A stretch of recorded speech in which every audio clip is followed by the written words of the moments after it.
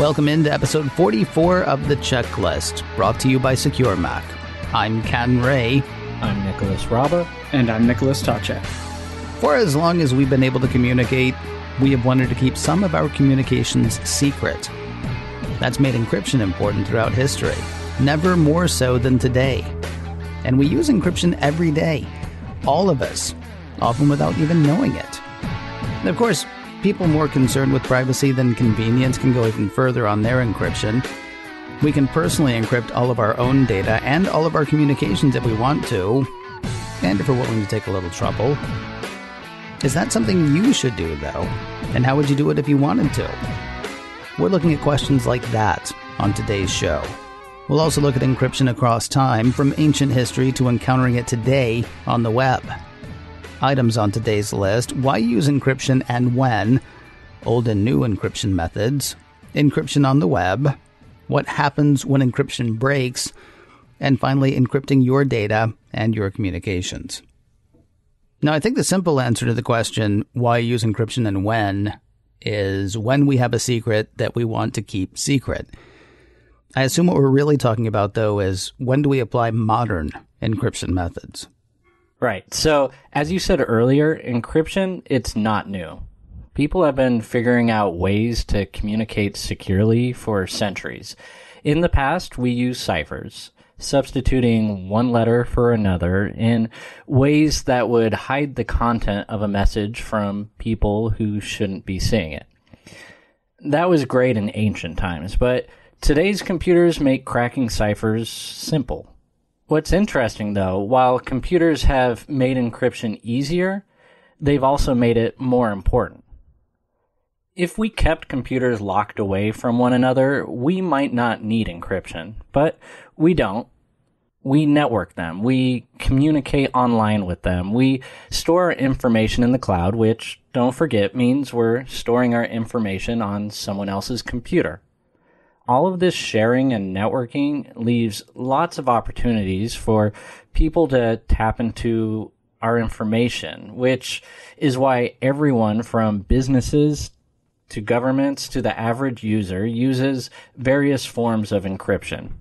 And when we say everyone, we mean everyone. If you manage your banking online, you're using encryption. If you're talking with friends on messaging apps like Facebook Messenger or WhatsApp, you're using encryption there too. If you're searching on Google or shopping on Amazon, you're using encryption. In those cases, it's your bank or some other company that's actually doing the encrypting. But you could take such steps as well, encrypting emails, hard drives, and pretty much everything else that we have on our computers. While computers have made encryption very complex, they've also made it very easy. There's a lot of math behind the scenes and a lot of steps being handled by computers. For the user, though, it just works. You see, I like that part. The part where it just works. That tends to be my favorite thing that my computer does is, I hit a button and it does it for me. When you think about secret messages throughout history, that was kind of a chore.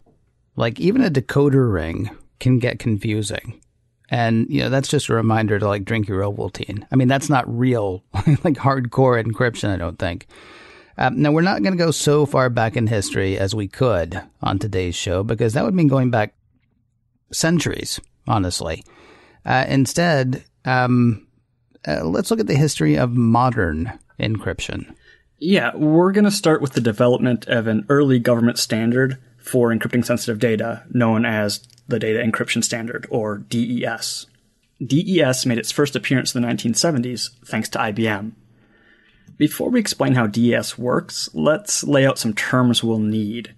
DES is what's known as symmetric encryption. It uses keys to help unlock data encrypted by someone else.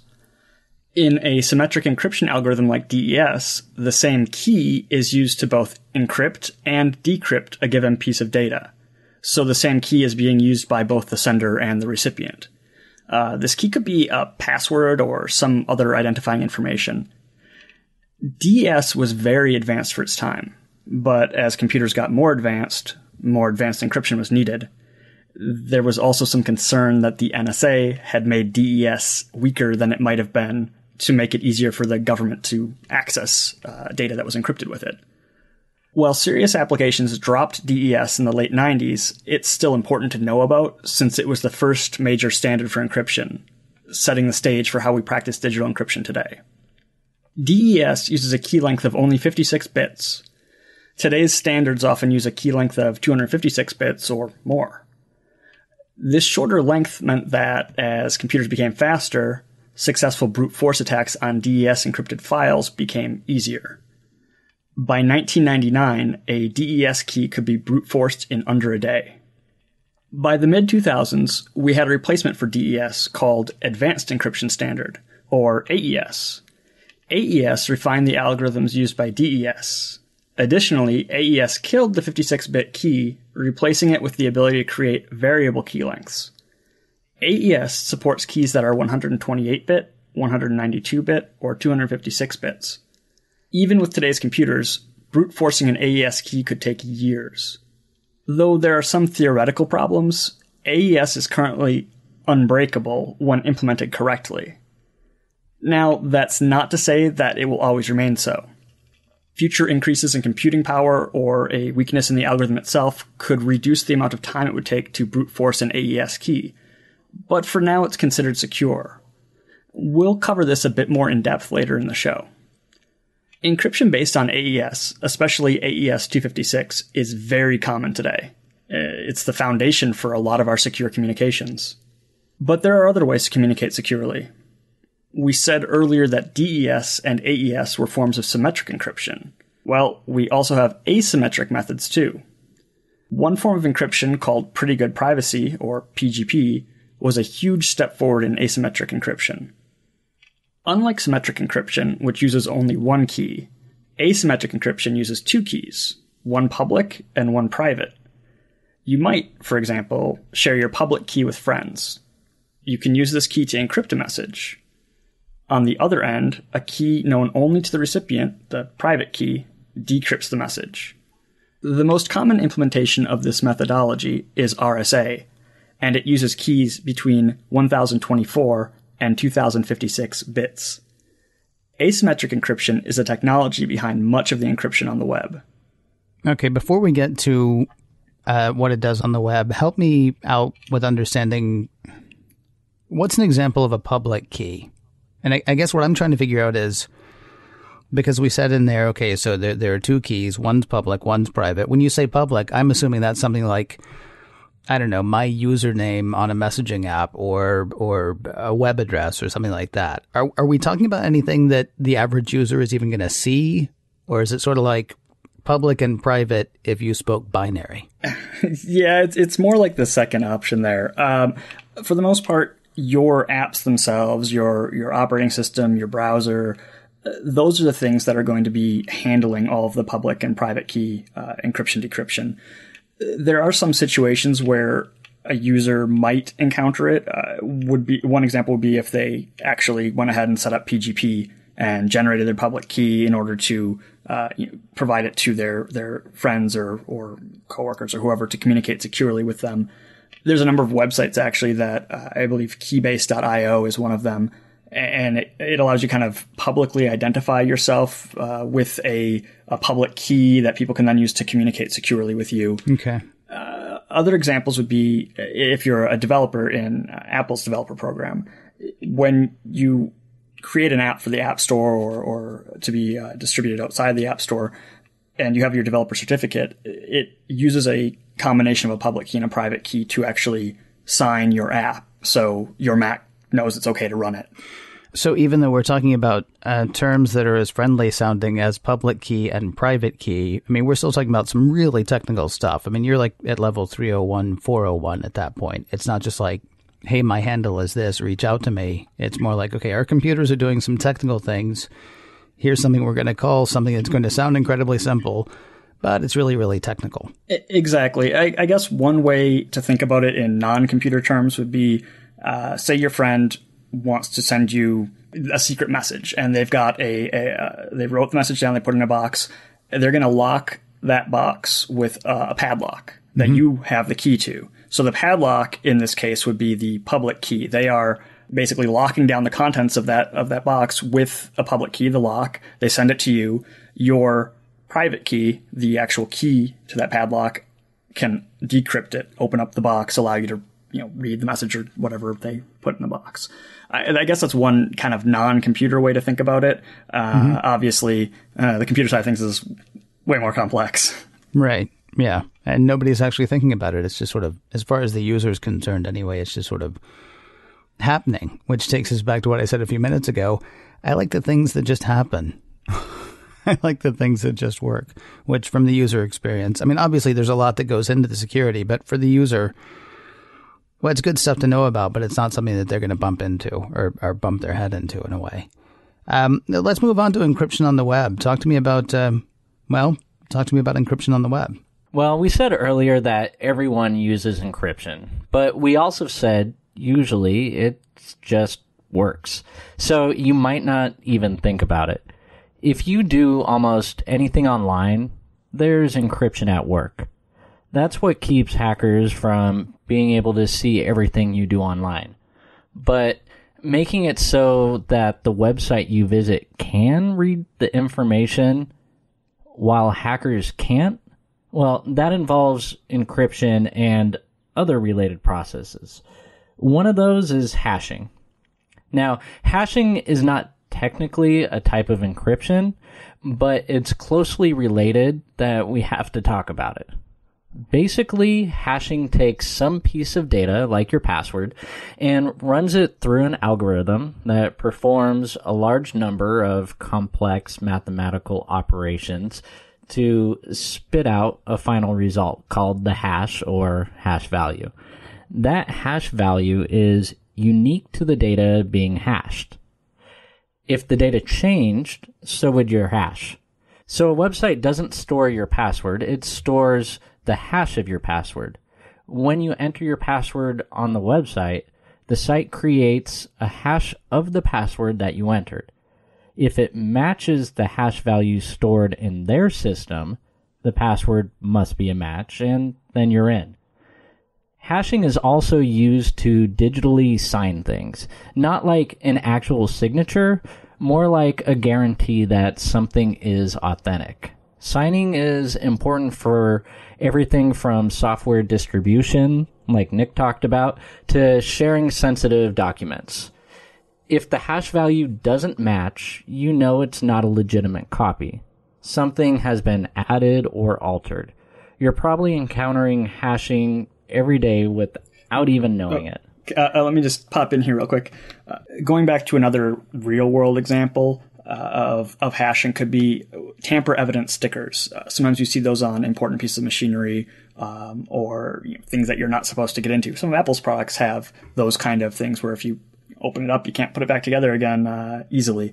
So that kind of would give somebody a clue that, hey, this device has been opened and tampered with. So hashing, when you sign something with hashing, it's the equivalent of a tamper-evident sticker. Right, and that's a great way to think of it. Now let's talk about ways these hashes can be broken. This is called a collision, when a piece of data can produce a hash value identical to an entirely different piece of data. The more collisions possible in a hash function, the less secure that it is. We'll talk more about that in a bit. For now, let's go back to encryption. You use encryption daily as you browse the web, and we recommend you always check to make sure you use a secure connection when logging into a site or making purchases. The easiest way to tell is to look for the letters HTTPS or the lock icon in your browser bar. HTTPS is short for Hypertext Transfer Protocol, the language of the web, over SSL, which is encryption.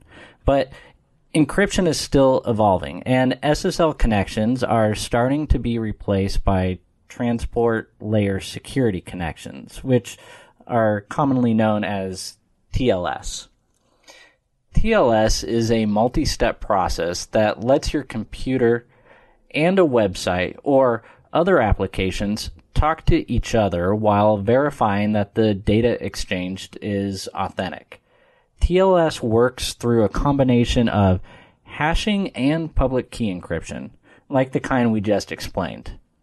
By exchanging keys and verifying one another, it's a lot harder for a hacker to execute a man-in-the-middle attack. After the initial exchange of information, you create a secure communication channel to the website.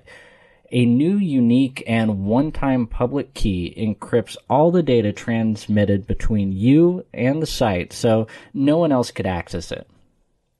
Finally, you're probably sending messages to your friends securely, maybe without even realizing it. Many apps like Facebook Messenger use end-to-end encryption.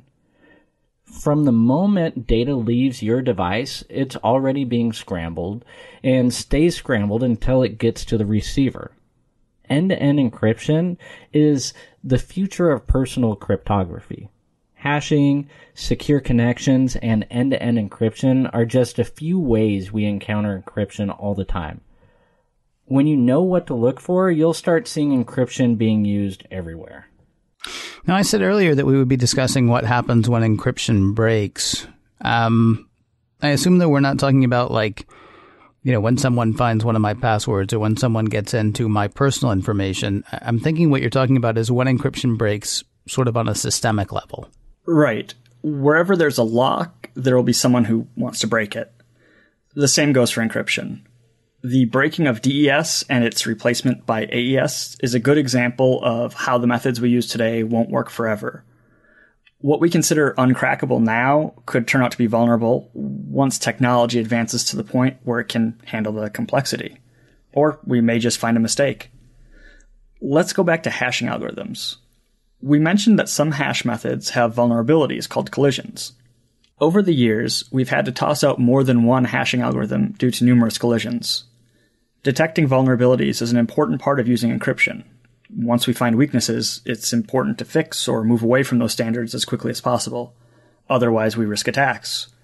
One example is the MD5 hashing algorithm. Vulnerabilities in MD5 were known as early as 1996, though a working collision attack wasn't published until 2004. Pretty soon, MD5 wasn't recommended for serious security applications by anyone. Computational power was cheap enough that generating MD5 collisions was easy, so we moved on. Today, we use other hashing algorithms that don't have feasible attack methods. Not yet, anyway. From MD5, we went on to the SHA-1 algorithm. Of course, earlier this year, the first major SHA-1 collision was detected, which we kind of knew was coming eventually. Don't worry, though. We have newer, stronger standards like SHA-256 to take the place of SHA-1 as we go forward. In fact, many applications which use SHA have implemented SHA-256 simply because it's available already and it's a stronger algorithm than SHA-1. While it's good that we can move to stronger methods, moving can still cause problems, like when people or businesses don't move. Websites still using MD5 hashed passwords have sometimes suffered some serious breaches. That's not common, though. Most services move well before existing encryption standards are easy to break. The bigger problem tends to be when encryption is used as a weapon, such as with ransomware. When ransomware hits your machine, it quickly encrypts your files so the bad guys can demand a payment from you, basically holding your data for ransom. Bad news if you're hit. Ransomware authors typically use AES 256 to conduct their encryption. As we said earlier, AES 256 is pretty much unbreakable today. Once your drive is encrypted by ransomware, you're locked out. Without the key, you won't get your data back, and it won't matter if you've encrypted your own files either, since ransomware is basically encrypting around your encryption. And this is the part of the show where we remind you to keep your systems updated. Have we ever talked about that before, guys? I can't remember. Have we? I'm not sure. Not sure. Maybe once or twice. Yeah, maybe once or twice. We also suggest, of course, using malware protection at all times and have a recent backup of your system. Now, I know we've never talked about that before, except for almost every episode of this show. A recent backup is basically a way to hit rewind, right? I mean, you won't be able to break the AES 256 encryption on a system being held for ransom. But what you can do is take your computer back to a time before the ransomware hit. But you can only do that if you have a recent backup, which you should do. And if you want to hear more about that, Start with episode 1 of the checklist and go through episode 43.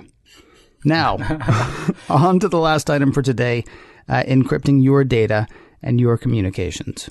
So earlier we talked about some of the ways that we encounter encryption in our daily lives. More and more websites are using HTTPS because there are more bad guys out there than ever before. While services online are getting more secure by default, there's still more you could do to be even more secure. Encrypting your data is a more common practice these days. Not only does it keep your info away from prying eyes, it also ensures that you're the only one with access to your backup files. For Mac users, Apple makes encrypting your files easy through FileVault.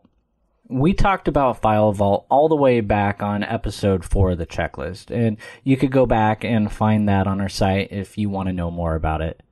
If you do turn on FileVault, please make sure to keep your encryption password. Much like ransomware, without that password, you can't get access to encrypted files. It's easier than ever to encrypt your communications too, because lots of messaging apps use end-to-end encryption. You don't need to install plugins or go through complex setup processes. We said earlier that Facebook Messenger uses end-to-end encryption. Of course, that raises other questions. How do we know what Facebook does with our messages internally? That's always a risk when using third-party to handle encryption, but there are other good apps out there that you could use, such as WhatsApp, Signal, or even Apple's iMessage. We've discussed the pros and cons of apps like this in the past. If you're going to use them, we suggest doing a bit of homework first. Well, it kind of comes down to who do you trust, right? I mean, a lot of people are kind of freaked out by how much Facebook knows about us. And so then they think, well, I shouldn't use Facebook Messenger because then they're just going to know more about me. But I mean, a lot of people are freaked out by how much Google knows about them too, yet they keep using Google. I mean, you shouldn't trust every app that comes out, but I mean, at some point, you just kind of have to decide who you're going to trust, don't you? Yeah, it's almost a matter of balancing out the risks versus benefits for whatever app you want to use to communicate with other people. You could go the route of setting up your own public key, private key with PGP, and only communicate with people using stuff that you've encrypted yourself. And it's a bit more legwork. If you're using one of these apps, which is performing all this encryption for you, yes, you have to trust that they're implementing things correctly behind the scenes. The benefit of it is that, hey, you just tell your friends, I'd like to talk to you using this secure chat app. You don't have to set up any of this stuff yourself. And that's kind of a benefit there, is ease of use for secure communications versus a bit harder, but being extra sure, I guess. That would be one way to think about it.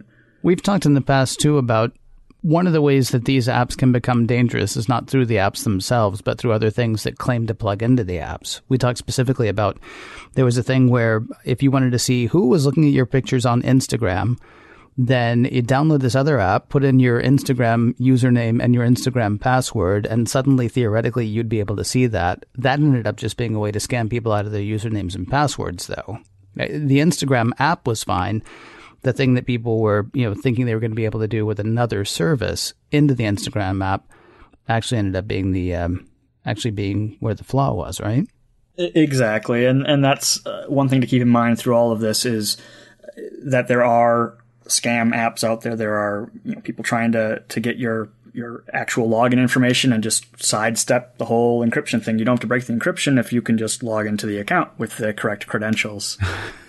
Which is crazy, because we're talking about something as big as 1024-bit, 2056-bit encryption, and still what a lot of this comes down to is the same stuff that we talk about almost every show, which is just best practices, like making sure that you're acting securely, because the best security in the world is no good if you're just going to leave your key under the mat on the front porch. Exactly. Well, I say it every week because every week it's true. We cover a ton of information on every episode of the checklist. If you missed any of it, or if there's anything you want to go back and dig into a bit deeper, Notes are available for each and every episode. You can find those at securemac.com/checklist. That's notes for this show, past shows, any shows coming up. securemac.com/checklist is the place to check those out. If you have any questions for us, any topics you'd like to hear us hit, any particular security concerns, we do have an email address. It is checklist@securemac.com. That address again is checklist@securemac.com. And if you can't remember that, please do remember this.